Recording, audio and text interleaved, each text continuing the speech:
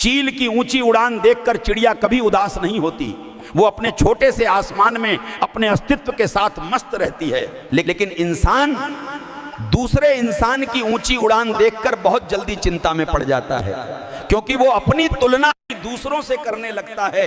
याद रखो, तुलना हमेशा दुख देती है और संतोष हमेशा सुख देता है। इसलिए तुलना से बचो और अपनी जिंदगी में खुश रहो।